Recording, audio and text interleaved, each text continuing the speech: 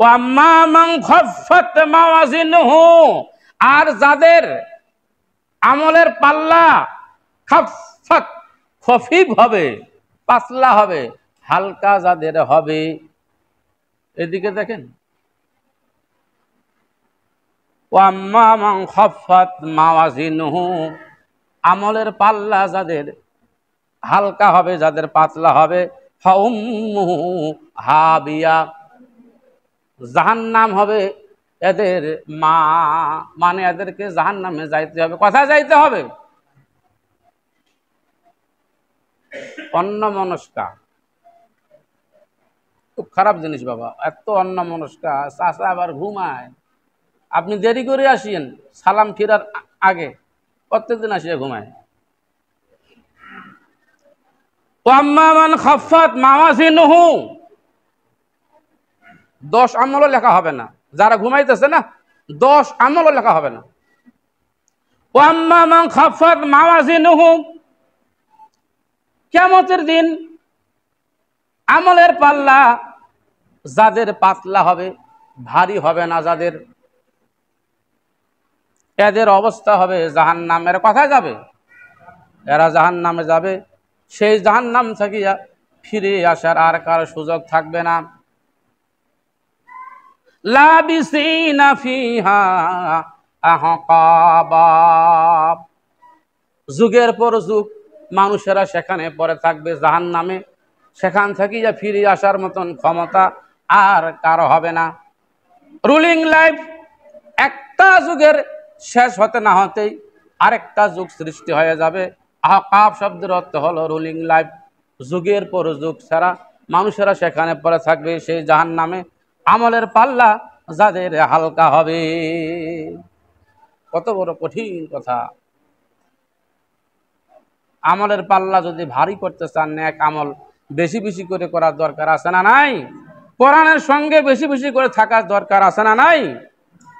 এখানে উম্মুহু হাবিয়া, উম্মুহু মানে হলো মা, উম্মুহু মানে কি?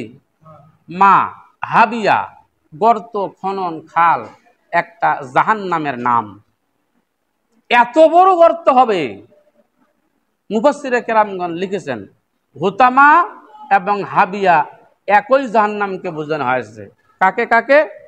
হুতামা এবং হাবিয়া দুইটা একই জাহান্নাম। কিছু কিছু মুফাসসিরে কেরামগণ বলেছেন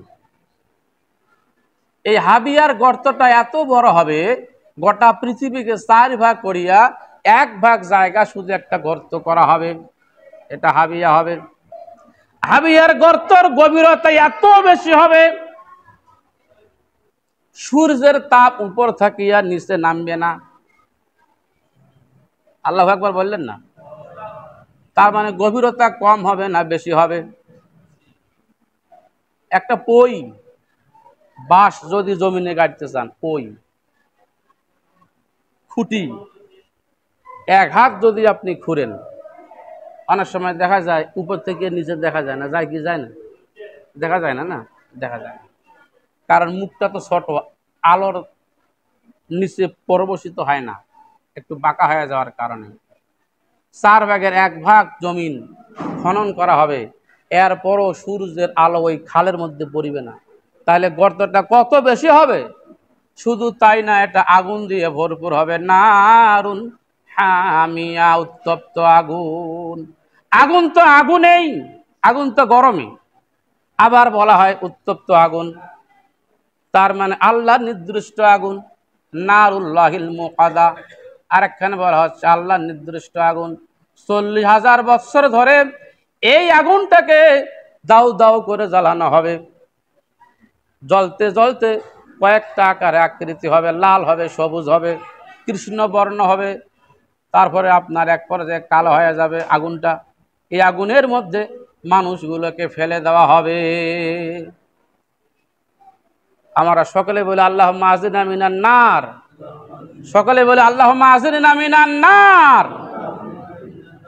আল্লাহ আমাদের সকলকে এই নার, জাহান্নাম থেকে তুমি আমাদেরকে রক্ষা করো। আমরা সকলে বলে